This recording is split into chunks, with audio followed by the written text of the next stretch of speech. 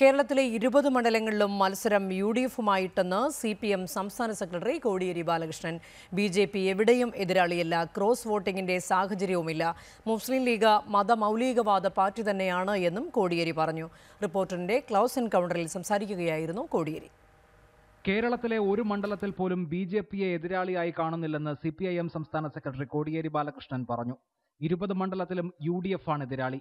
ഒന്നുകിൽ എൽഡിഎഫ് ജയിക്കും, അല്ലെങ്കിൽ യുഡിഎഫ് ജയിക്കും. ഈ ഒരു മണ്ഡലത്തിലും കേരളത്തിൽ ബിജെപിയും അവരും തമ്മിൽ മത്സരം നടക്കുന്നില്ല.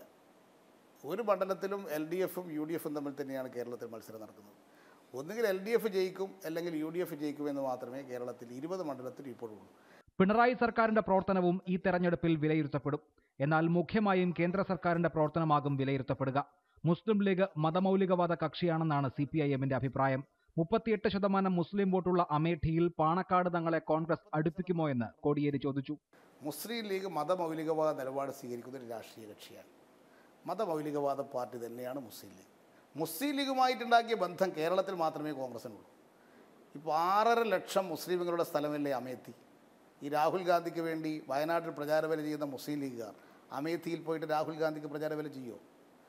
അവിടെ 38% വോട്ടർമാർ മുസ്ലിമുകളാണ്. ഇവിടെ പാണക്കാട് ഹൈദരലി തങ്ങൾ ഒരു ദിവസം അവിടെ അമേത്തിയിൽ പോയിട്ട് ഒരു പ്രചാരവേല ചെയ്യുമോ? അവിടെ അടുപ്പിക്കുമോ? 1996 മോഡലിൽ കോൺഗ്രസ് ബിജെപി ഇതര കക്ഷികളുടെ സർക്കാരിനാണ് ഇത്തവണ സാധ്യതയെന്ന് കോടിയേരി പറഞ്ഞു. ബിജെപിയെ പുറത്തു നിർത്താൻ കോൺഗ്രസിന് ഈ മുന്നണിയെ പിന്തുണയ്ക്കേണ്ടി വരും. രാഹുൽ ഗാന്ധി ഇടതുപക്ഷത്തിന് പ്രധാനമന്ത്രി സ്ഥാനാർത്ഥിയല്ലെന്നും കോടിയേരി ബാലകൃഷ്ണൻ ക്ലോസ് എൻകൗണ്ടറിൽ പറഞ്ഞു. News desk reporter.